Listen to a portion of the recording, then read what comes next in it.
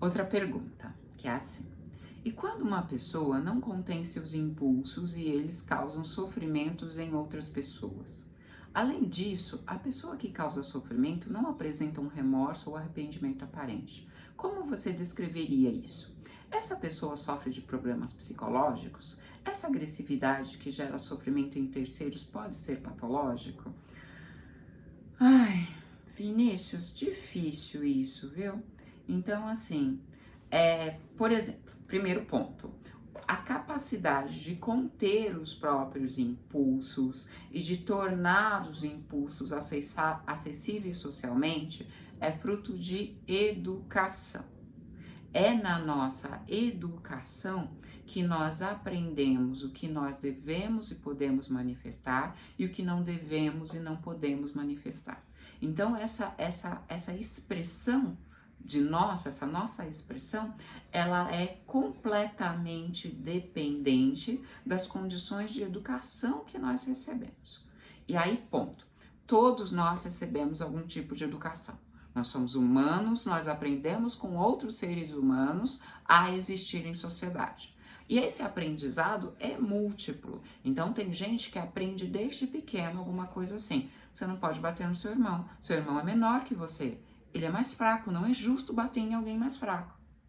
E tem gente que na mesma idade é incentivado a bater no irmão, com pais, com irmãos mais velhos, festejando, bate nele mesmo. Então, olha, essas duas pessoas foram educadas.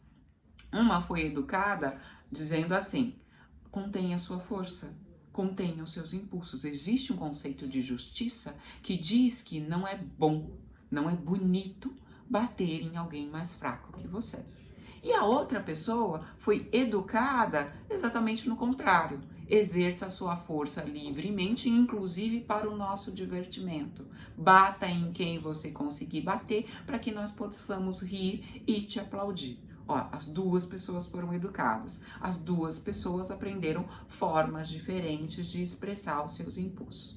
Por que eu acho isso muito importante? Para a gente entender que essas classificações psicológicas, que têm uma visão assim absoluta, de maneira geral, elas são incorretas ou pelo menos parciais. Uma classificação que não leva em consideração a sua formação, ela é biologicista de um jeito que a biologia hoje não contempla. Nós somos seres que passamos por processo de aprendizado. Os nossos mecanismos físicos e os nossos mecanismos psíquicos sofrem impressão do ambiente. Então, educação é educação de impulsos. Você aprende a direcionar ou não a sua atenção. Por exemplo, uma coisa muito comum hoje em dia é a gente dizer assim: a pessoa é hiperativa.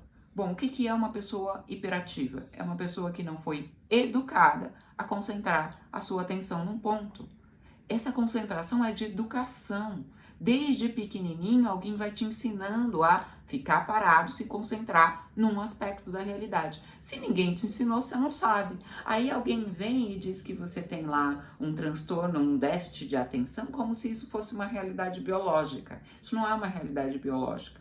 Na visão psicanalítica, na visão antropológica, na visão sociológica. Isso é uma característica do seu meio ambiente.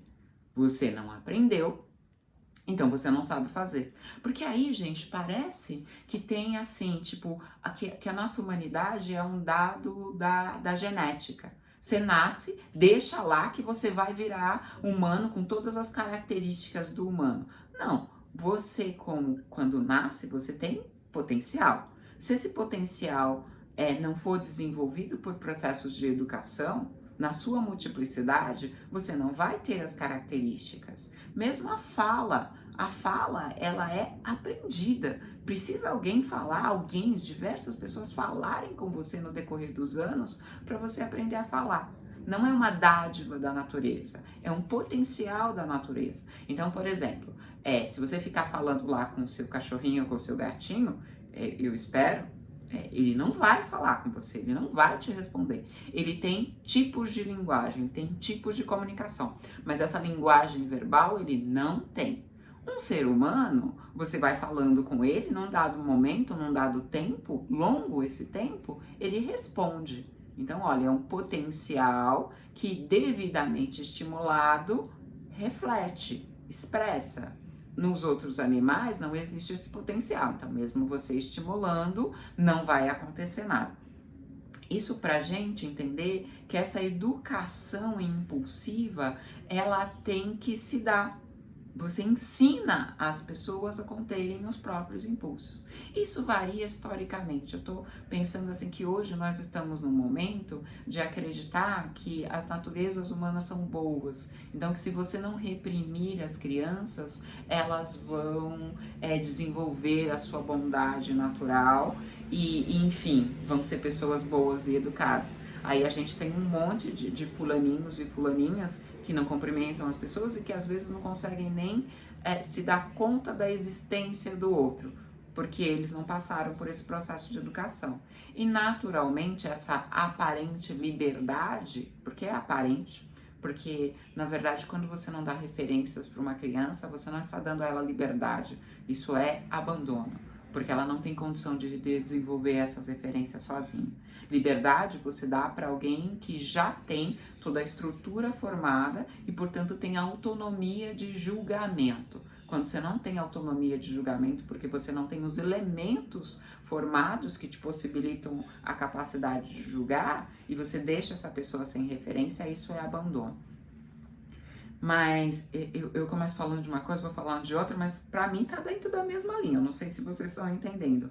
A ideia é, os nossos impulsos precisam ser educados. Então, essa pessoa que o Vinícius está me descrevendo, que não tem, vou usar uma palavra da moda, empatia sobre o sentimento dos outros, que não se dá conta ou se dá conta e goza das sensações destrutivas que causa no ambiente, é uma pessoa que passou por uma espécie de educação específica que leva a isso.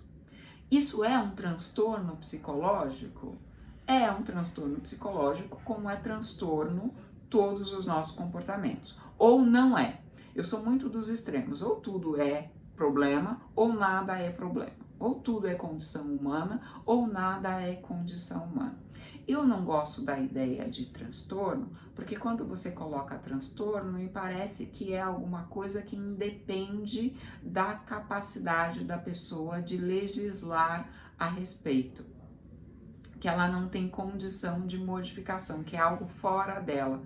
E eu penso assim, se é humano, você é educável.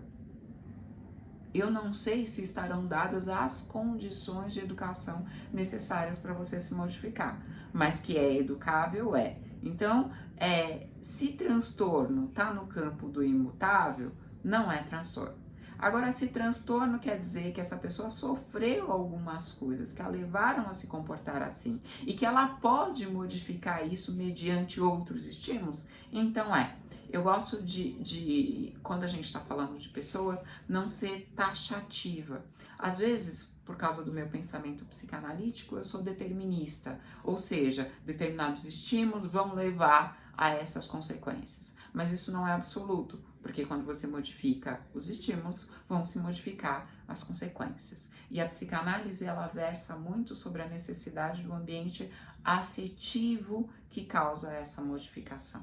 A ideia da psicanálise é um campo de não só de estímulo objetivo, biológico, mas de estímulo afetivo, de reconhecimento ou mesmo de punição, que levam você a aprender e a desaprender determinados conceitos, determinados aspectos do seu psiquismo, da sua vida.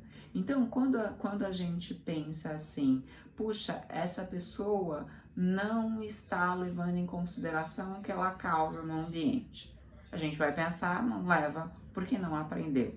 Alguém precisa ensinar para ela que as ações dela causam consequências no ambiente e que essas consequências não são positivas. É possível ensinar isso para as pessoas. Como a gente aprendia isso na infância, a gente tem noção de que é um dado da biologia que nós sempre soubemos. mas nós não sempre soubemos, nós aprendemos. Se nós aprendemos, as outras pessoas podem aprender também. Da mesma forma como nós, em determinadas circunstâncias, podemos ser dotados de imensa crueldade, imensa capacidade de fazer os outros sofrer. A gente fala assim, ai, mas se ele fez isso, ele merece morrer. Olha, você está dizendo que alguém, em alguma circunstância específica, merece morrer. É a mesma coisa de que alguém que vai lá e agride alguém. Na cabeça daquela pessoa que está agredindo, aquela agressão é justa. Essa é a reflexão, esse é o pensamento. No fundo, o que a gente aprende com a psicanálise é que essas coisas todas humanas são nossas, não são humanos dos outros, são humanos minhas. E eu tendo a me sentir muito agredida por coisas que de repente eu aprendi a conter e agora tô vendo o outro não ter que conter. A noção de que a gente realmente passa por um processo civilizatório e que pessoas diferentes estão em estágios civilizatórios diferentes. E que quando a gente encontra alguém que não está respeitando as mesmas regras que a gente se sente extremamente ofendido, como é natural. Afinal de contas, se eu estou seguindo as regras com todos os sacrifícios que isso envolve, eu espero que você faça o mesmo. Tchau, gente!